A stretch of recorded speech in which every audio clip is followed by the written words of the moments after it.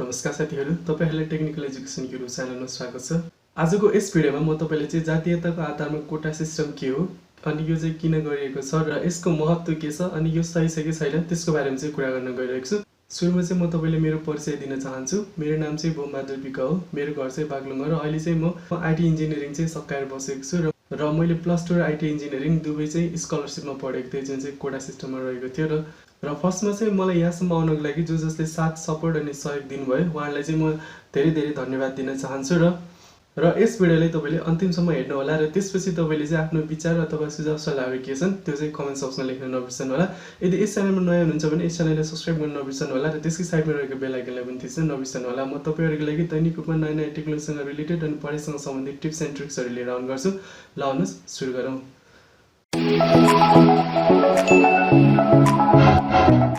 फर्स्टमा चाहिँ यो कोटा सिस्टम के हो त्यसको बारेमा चाहिँ जानौँ। कोटा सिस्टम भनेको चाहिँ पढ्नको लागि अथवा कुनै सरकारी जागिर खानको लागि चाहिँ सरकारले कुनै सर्टेन जातको आधारमा अथवा भौगोलिक आधारमा चाहिँ सर्टेन कोटा छुट्याएको हुन्छ, त्यसले चाहिँ कोटा सिस्टम भनिन्छ। यो जुन कोटा सिस्टम छुट्याएको हुन्छ त्यो कोटा सिस्टममा चाहिँ सम्बन्धित मान्छेहरू आएको छन् भने तिनीहरूलाई चाहिँ मेन प्रायोरिटी दिन्छ र यो कोटा सिस्टममा कोलाई समावेश गरिएको छ त्यसको बारेमा चाहिँ कुरा गर्दाखेरि आदिवासी जनजाति, पिछडिएका, दलित, मधेसी, अपाङ्ग अनि यसमा चाहिँ महिलाहरू पढ्ने गर्छन् र यिनीहरूलाई चाहिँ किन दियो त कोटा सिस्टम भन्दाखेरि यिनीहरूलाई चाहिँ कोटा सिस्टम दिनुको मेन चाहिँ कारण रहेको छ र यो मैले जति पनि माथि उल्लेख गरेको मानिसहरू छन् उनीहरू चाहिँ आर्थिक हिसाबमा एकदमै धेरै पछाडि परेका हुन्छन् र उनीहरू सबै त हुँदैनन्, मेजोरिटी जुन चाहिँ अब 100%मा 90% चाहिँ पछि पढेको हुन्छन् भने बाँकी 10%मा चाहिँ अब आर्थिक रूपमा सम्पन्न पनि हुन सक्छन् र त्यस्तै शैक्षिक हिसाबले हेर्ने भने पनि उनीहरू शिक्षाको हिसाबमा पनि एकदमै धेरै पछाडि हुन्छन् किनकि राणाकालीनसम्म चाहिँ यी मान्छेहरूलाई चाहिँ पढ्नको लागि अलाउड थिएन। त्यसकारणले गर्दा यिनीहरूको शैक्षिक ब्याकग्राउन्ड चाहिँ पहिलेदेखि नै एकदमै धेरै पछाडि चाहिँ रहेको छ र यो ब्याकग्राउन्डले पनि धेरै असर चाहिँ पार्ने गर्छ। जसको चाहिँ शैक्षिक ब्याकग्राउन्ड त्यति राम्रो हुँदैन उनीहरूलाई चाहिँ पछाडि एकदम धेरै गाह्रो हुन्छ अगाडि बढ्नको लागि र जसको चाहिँ शैक्षिक ब्याकग्राउन्ड राम्रो हुन्छ, जसको आमा बाउहरू एजुकेटेड छन् र पहिल्यैदेखि चाहिँ पढाइमा इङ्गेज छन् भने उनीहरूको चाहिँ इन फ्युचर राम्रो चाहिँ भविष्य बनाउन सकिन्छ। इक्जाम्पलको लागि हामीले चाहिँ जो मान्छेले पहिल्यैदेखि गर्दै आइरहेको काम गर्नलाई चाहिँ कति सजिलो हुन्छ र जो मान्छेले चाहिँ फर्स्ट टाइम काम गर्नु छ उसले चाहिँ कति धेरै गाह्रो हुन्छ तपाईँले चाहिँ यसरी पनि कोरिलेट गर्न सक्नुहुन्छ र त्यस्तै अर्को रहेको छ धार्मिक अवस्थामा पनि यिनीहरू चाहिँ पछि हुन्छन्। तपाईँले चाहिँ अब दलितहरूलाई चाहिँ देख्नु नै भएको छ होला, दलितहरूलाई त इभन मन्दिरमा चाहिँ पस्न पनि दिँदैन, छुन पनि दिँदैन। त्यो पहिला चाहिँ अहिले चाहिँ यो नेपालमा गणतन्त्र आइसकेपछि चाहिँ छुवाछुत चाहिँ हुनु हुँदैन भनेर चाहिँ संविधानमा चाहिँ बनेको छ तर व्यवहारमा चाहिँ अहिलेसम्म लागू चाहिँ भएको छैन र यो म आफै पनि फेस गरेको कुरा हो र यो म आफै पनि बच्चैदेखि भोग्दै आइरहेको कुरा हो। यो चाहिँ संविधानमा मात्रै छ, व्यवहारमा चाहिँ यो लागू चाहिँ छैन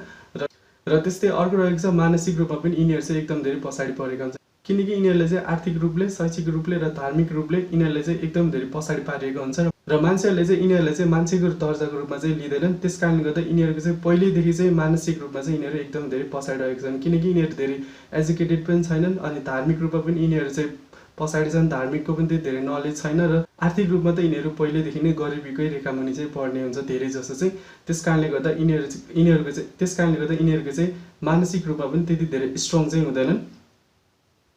र त्यस्तै अर्को रहेको छ सांस्कृतिक रूपमा यिनीहरू सांस्कृतिक रूपमा पनि पछाडि नै हुन्छन्। नेपालको जुन चाहिँ कल्चर हुन्छ तिनीहरूको बारेमा चाहिँ यिनीहरूलाई त्यति धेरै ज्ञान पनि हुँदैन, थाहा पनि हुँदैन। इभन मलाई पनि अब म चाहिँ हिन्दू धर्म मैले मान्ने रहेछु भन्ने मलाई पछि म 11-12तिर आइसकेपछि बल्ल मलाई चाहिँ ज्ञान भएको थियो, यो चाहिँ हिन्दू धर्म रहेछ, यस्तो रहेछ भनेर चाहिँ मैले पछि मात्रै चाहिँ ज्ञान भएको थियो र त्यस कारणले गर्दा जुन चाहिँ हाम्रो सांस्कृतिक कलाहरू यिनीहरूको बारेमा चाहिँ यिनीहरूलाई चाहिँ धेरै चाहिँ नलेज हुँदैन। त्यस कारणले गर्दा यिनीहरू सांस्कृतिक रूपमा पनि एकदमै धेरै पछाडि चाहिँ हुन्छन् र त्यस्तै अर्को रहेको छ सामाजिक रूपमा पनि यिनीहरू एकदम धेरै पछाडि हुन्छन् किनकि समाजमा चाहिँ मान्छेकै रूपमा चाहिँ यिनीहरू पहिल्यैदेखि चाहिँ मान्छेकै रूपमा नलिने भएको कारणले गर्दाखेरि यिनीहरू चाहिँ सामाजिक रूपमा पनि एकदम धेरै पछाडि चाहिँ परिरहेको हुन्छन् र त्यस कारणले गर्दाखेरि समाजमा जुन चाहिँ यिनीहरूको सहभागिता हुन्छ त्यो चाहिँ एकदमै धेरै न्यून हुने गर्छ। यी सबै जुन चाहिँ माथि उल्लेख गरेको मान्छेहरू छन् यिनीहरूको चाहिँ समाजमा चाहिँ सामाजिक सहभागितामा चाहिँ एकदम धेरै कम हुन्छ र त्यस्तै अर्को रहेको छ राजनीतिक रूपमा पनि यिनीहरू चाहिँ एकदम धेरै पछाडि हुन्छन्। अहिले चाहिँ जुन चाहिँ गणतन्त्र आइसकेपछि नेपालमा पनि राजनीतिक रूपमा चाहिँ ठुल्ठुला संसदमा चाहिँ थोरै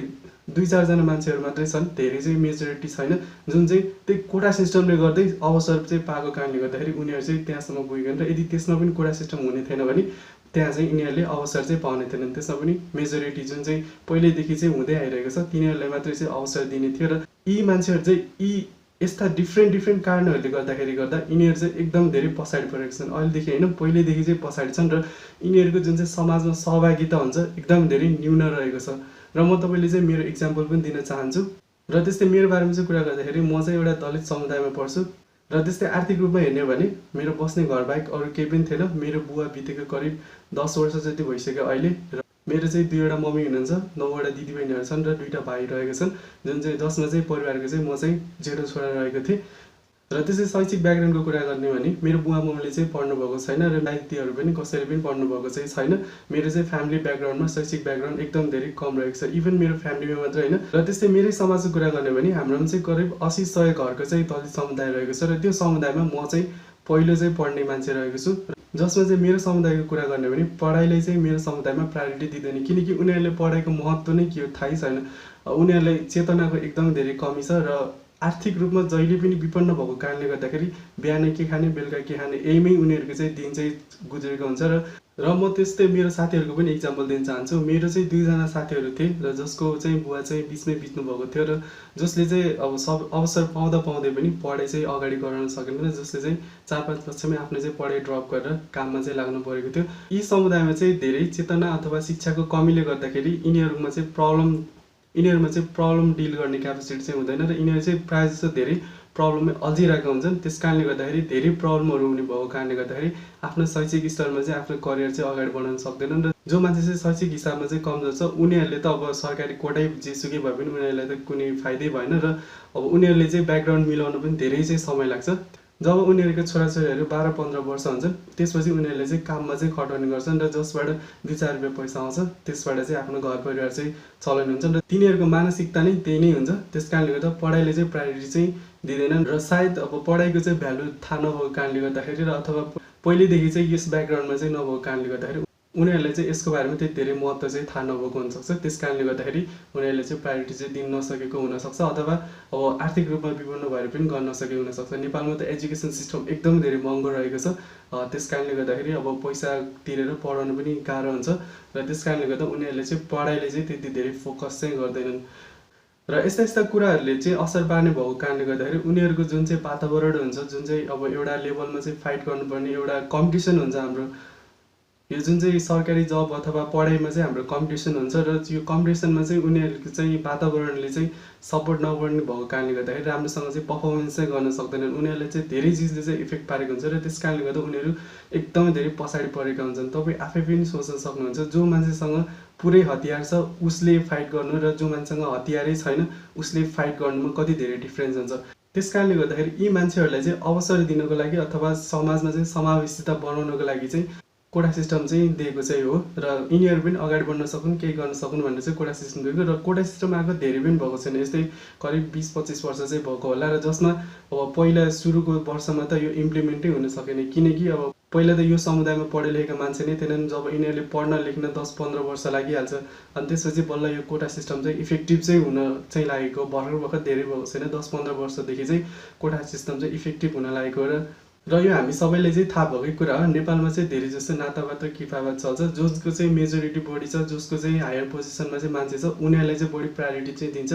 त्यस कारणले गर्दा समाजमा समावेशी ल्याउन र सबैको चाहिँ समान सहभागिता गराउनको लागि चाहिँ कोटा सिस्टम चाहिँ लिएको हो। र त्यस कारणले गर्दा यस्ता जुन पछि परेका मान्छेहरू छन् उनीहरूलाई पनि अगाडि ल्याउनुपर्छ, उनीहरू पनि देशका नागरिक हुन्, उनीहरूलाई पनि केही गर्ने अवसर दिनुपर्छ भनेर चाहिँ कोटा सिस्टम चाहिँ लिएको हो। र त्यस्तै अब बाहुन समाजको पनि कुरा गर्ने भने बाहुन समाजमा पनि सम्पूर्ण सबै मान्छे चाहिँ धनी हुन्छन् भन्ने छैन, कुनै मान्छे गरिब पनि हुन सक्छन्, दुर्गम ठाउँबाट पनि हुन सक्छन् र पढ्ने चाहिँ सबैले अधिकार चाहिँ हुन्छ र सबैको चाहिँ उचित वातावरण पनि हुनसक्छ भन्ने चाहिँ हुँदैन। त्यस कारणले गर्दा उनीहरूलाई पनि अवसर चाहिँ दिनुपर्ने हुन्छ र सरकारले मात्र सबैले चाहिँ छात्रवृत्ति दिएर कोटा सिस्टम गराएर सबैले चाहिँ सहभागिता गराउन नसकेको कारणले गर्दा सायद सर्टेन मान्छेहरूलाई चाहिँ छुट्याएर दिएको हुन चाहिँ सक्छ, उनीहरूलाई चाहिँ अगाडि बढाउनुपर्छ र उनीहरूलाई पनि सहभागी चाहिँ गराउनुपर्छ भनेर चाहिँ दिएको चाहिँ हुनसक्छ। र त्यस्तै मेरो हिसाबको चाहिँ कुरा गर्ने भने मलाई चाहिँ यदि स्कलरसिपको चाहिँ व्यवस्था थिएन भने मलाई चाहिँ पढ्न सम्भव चाहिँ थिएन, किनकि आर्थिक रूपमा चाहिँ म एकदम धेरै विपन्नको थिएँ र मेरो चाहिँ फाइनेन्सियल इन्कमिङ पनि थिएन। त्यस कारणले गर्दाखेरि मलाई चाहिँ यो छात्रवृत्ति र अरू धेरै साथ सहयोगले गर्दाखेरि चाहिँ म चाहिँ पढ्न चाहिँ सम्भव भएको थियो र मैले छात्रवृत्ति हुँदाहुँदै पनि मलाई चाहिँ पढ्नले धेरै कठिन चाहिँ भएको थियो। मैले चाहिँ यतिसम्म पढ्दाखेरि जति यसले चाहिँ खर्च लिन्छ त्यो त लिन्छ नै, मसँग चाहिँ पढ्नको लागि मात्रै सरकारले चाहिँ सपोर्ट गरेको थियो। अरू खान बस्न कपी पेनहरू यिनीहरूको लागि चाहिँ सरकारले चाहिँ सपोर्ट गरेको थिएन र मलाई चाहिँ यी कुराहरू पनि म्यानेज चाहिँ गर्नुपर्ने थियो। यी कुरा म्यानेज गर्नको लागि चाहिँ प्लस टूमा चाहिँ मैले जन्नतन यतात्यता गरेर मिलाएको थिएँ र ब्याचलरमा चाहिँ मैले करिब 3-4 लाख रुपियाँ लोन लिएर चाहिँ मैले चाहिँ यी कुराहरू चाहिँ म्यानेज गरेको थिएँ, जुन चाहिँ मेरो लोन अहिले पनि रहेको छ र यो सरकारले दिएको जुन अवसर रहेको छ त्यसको चाहिँ प्रयोग गरेर मैले चाहिँ यतिसम्म चाहिँ गर्न सकेँ र जुन चाहिँ मेरो सपना थियो त्यो चाहिँ सरकारले साथ सहयोग दियो अनि त्यस कारणले मात्र सम्भव भयो। यदि सरकारको चाहिँ यो कोटा सिस्टम थिएन भने मैले चाहिँ यो गर्न सक्ने थिएन। त्यस कारणले गर्दाखेरि म सरकारप्रति पनि एकदमै धेरै आभारी छु र म जस्ता मान्छेहरूलाई चाहिँ अगाडि बढाउनको लागि, म जस्ता मान्छेहरूलाई चाहिँ अवसर दिनको लागि चाहिँ कोटा सिस्टम चाहिँ एकदम धेरै इफेक्टिभ रहेको छ। र यो जुन चाहिँ कोटा सिस्टममा पढ्ने समुदायको मान्छेहरू हुनुहुन्छ अथवा त्यो भेगका मान्छेहरू, त्यो भौगोलिकका मान्छेहरू हुनुहुन्छ, उहाँहरूलाई चाहिँ म पढ्नको लागि चाहिँ एकदम धेरै आग्रह गर्छु र तपाईँहरूलाई चाहिँ एउटा अवसर रहेको छ। त्यस कारणले गर्दा यदि तपाईँसँग पैसा छैन अथवा केही छैन भनेर पछि हट्नु भएको छ भने पनि पछि चाहिँ नहट्नु होला र तपाईँले चाहिँ गभर्मेन्ट अथवा अरू धेरै सङ्घ संस्थाहरू छन्, उनीहरूले चाहिँ साथ सहयोग दिन्छन् र त्यस कारणले गर्दा तपाईँ चाहिँ माथि आउन सक्नुहुन्छ, आफ्नो सपना पुरा गर्न सक्नुहुन्छ र जसले गर्दा तपाईँ आफ्नो घर परिवार समाज अनि देशको लागि चाहिँ केही गरेर चाहिँ देखाउन सक्नुहुन्छ। र त्यस्तै सबै बाहुन समुदायको मान्छेहरू पनि आर्थिक रूपमा चाहिँ सम्पन्न हुन्छन् भन्न सकिँदैन र यदि कोही मान्छे पढ्न चाहन्छ भने उसले चाहिँ अवसर चाहिँ दिनुपर्ने हुन्छ। यदि कोही चाहिँ इन्ट्रेस्टेड छ भने उसले पनि पढ्नको लागि चाहिँ अवसर पाउनुपर्ने हुन्छ र त्यस कारणले गर्दा उनीहरूको लागि चाहिँ सरकारले छुट्टै सिस्टम पनि दिन सक्छ अथवा जुन चाहिँ समुदायको मान्छेहरू छन् उनीहरूले पनि केही प्रोसेस चाहिँ गर्न सक्छन् उनीहरूको लागि र त्यस्तै अरू धेरै अर्गनाइजेसनहरू छन् जसले चाहिँ जो चाहिँ इन्ट्रेस्टेड हुन्छ उनीहरूलाई चाहिँ पढ्नको लागि चाहिँ साथ सपोर्ट सहयोग गर्छन् र तपाईँले चाहिँ त्यसको सपोर्टबाट पनि गर्न सक्नुहुन्छ। र यो कोटा सिस्टमले चाहिँ मेनली चाहिँ यसको फोकस चाहिँ समावेशितै रहेको छ र समावेशिता भनेको अहिलेसम्म चाहिँ जुन चाहिँ पछि परेका मान्छे थिए उनीहरूलाई चाहिँ अगाडि बढाउन र समाजमा चाहिँ सहभागिता बढाउन अनि उनीहरूको चाहिँ हौसला बढाउन र समाजमा चाहिँ इज्जत भएको मान्छेको रूपमा स्थापित गर्नको लागि चाहिँ ठुलो सहयोग हुन्छ यसले चाहिँ।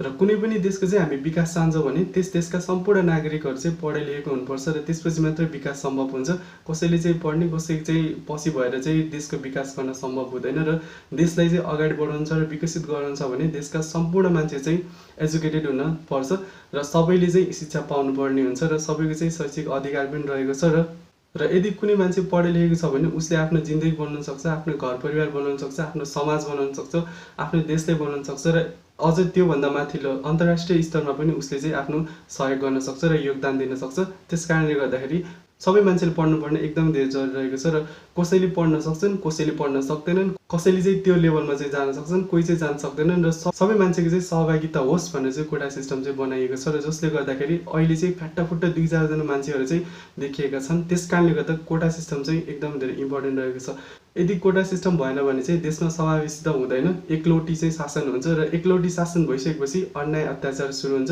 जब अन्याय अत्याचार सुरु हुन्छ त्यसपछि देशमा चाहिँ अशान्ति फैलिन्छ अनि हिंसा हत्याहरू बढ्छ र जसले गर्दाखेरि देश चाहिँ विकास हुन सक्दैन, देश झन् पछाडि पर्छ। र यो जुन चाहिँ पहिलेदेखि पछि परेका मान्छे अथवा पछि पारिएका मान्छेहरू छन् उनीहरूले चाहिँ अवसर पाउन्, केही गरून्, अगाडि बढुन् अथवा उनीहरूको चाहिँ इज्जतको लाइफ जिउन सकुन्, समाजमा चाहिँ सबैको समान दृष्टिकोण होस्, यिनीहरू पनि मान्छे हुन् र यिनीहरूलाई पनि जिउन दिनुपर्छ र यिनीहरू पनि अगाडि बढ्नुपर्छ भनेर जुन चाहिँ अवसर दिएको हुन्छ यो चाहिँ कोटा सिस्टमले मात्रै दिन सक्छ। र त्यस कारणले गर्दाखेरि यदि देशको विकास चाहनुहुन्छ, सबै मान्छेको चाहिँ समान सहभागिता चाहनुहुन्छ र देशमा शान्ति चाहनुहुन्छ भने तपाईँले चाहिँ सबै मान्छेलाई चाहिँ समावेश गर्नुपर्ने हुन्छ र सबै मान्छेलाई समावेश गर्नको लागि कोटा मात्रै एउटा सिस्टम रहेको छ। कोटा बिना चाहिँ सम्पूर्ण मान्छेहरू आउन सक्दैनन् किनकि आर्थिक रूपमा, शैक्षिक रूपमा, धार्मिक रूपमा, मानसिक रूपमा जो मान्छे पछाडि छ ऊ मान्छेले आफ्नो दैनिक जिन्दगीसँग फाइट गर्ने कि जो मान्छे चाहिँ सम्पूर्ण चिज चाहिँ सम्पन्न छ त्यो मान्छेसँग फाइट गर्ने त्यो चाहिँ लेभल नै मिल्दैन। त्यस कारणले गर्दाखेरि यो कोटा सिस्टम चाहिँ एकदम धेरै जरुरी रहेको छ र यदि कोटा सिस्टम भएन भने चाहिँ पहिलेदेखि पछि परेका मान्छेहरू अगाडि आउन सक्दैनन् र जसले गर्दाखेरि समाजमा असमानता धेरै बढ्छ वा सबै मान्छेको चाहिँ सहभागिता हुन सक्दैन, जसले गर्दाखेरि अन्याय अत्याचार बढ्ने भएको कारणले गर्दाखेरि देशमा चाहिँ शान्ति हुँदैन र देशको विकास पनि गर्न सम्भव हुँदैन। यदि देशको विकास गर्ने हो र सबै मान्छेलाई चाहिँ अवसर दिएर सबै मान्छेलाई चाहिँ सहभागी बनाएर अगाडि बढ्ने भने देशको अवश्य विकास हुन्छ र देशमा शान्ति पनि हुन्छ। त्यस कारणले गर्दा कोटा सिस्टम चाहिँ एकदम धेरै महत्त्वपूर्ण रहेको छ र यदि कोटा सिस्टम हुन सक्थेन भने किनभने म जस्तो अरू हजारौँ मान्छेहरू चाहिँ पछि पर्छन् जो चाहिँ यी समस्याहरूबाट चाहिँ जुझ्दै आइरहेका छन् उनीहरू चाहिँ झन् पछाडि पर्छन् र जसले गर्दा समाजमा चाहिँ एकदमै धेरै असमानता चाहिँ हुन पुग्छ। यी सम्पूर्ण मान्छेहरूलाई चाहिँ सहभागी गराएर सम्पूर्ण मान्छे चाहिँ एकजुट भएर अगाडि बढ्यो भने देशको विकास अवश्य नै हुन्छ र यसले चाहिँ एट द एन्ड देशलाई नै फाइदा हुन्छ। त्यसकारणले गर्दाखेरि हामीले चाहिँ राष्ट्रिय हिसाबले चाहिँ हेर्दाखेरि आफ्नो पर्सनल फाइदाको लागि भन्दा पनि राष्ट्रको चाहिँ के कारणले गर्दाखेरि चाहिँ फाइदा हुन्छ त्यसको बारेमा चाहिँ हेर्नुपर्ने हुन्छ र त्यही अनुसार चाहिँ हामी अगाडि बढ्नुपर्ने हुन्छ र कसरी राम्रो हुनसक्छ त्यही स्ट्राटेजी लिएर अगाडि बढ्यो भने अवश्य राम्रो नै हुन्छ। यदि तपाईँको चाहिँ कोटा सिस्टम हुन सकेन भने म जस्ता मान्छेहरू आउनै सक्दैनन्, मैले ग्यारेन्टी दिन्छु। म आफै पनि कतिचोटि भएको छ कि यो कोटा सिस्टम नभएको मैले पढ्न पनि पर्ने थिएन, म सायद भोकै सुत्न पनि पर्ने थिएन होला, सायद मैले चाहेको चिजहरू गर्न सक्थेँ होला, म कतिचोटि डिमोटिभेट पनि भएको छु, मैले पढाइ किन रोजेँ होला लाइफमा, जब कि मसँग यो लेभलमा फाइट गर्ने मसँग कुनै रिसोर्सेस नै छैन, म किन फाइट गरेँ होला भनेर चाहिँ म कतिचोटि चाहिँ डिमोटिभेट पनि भएको थिएँ।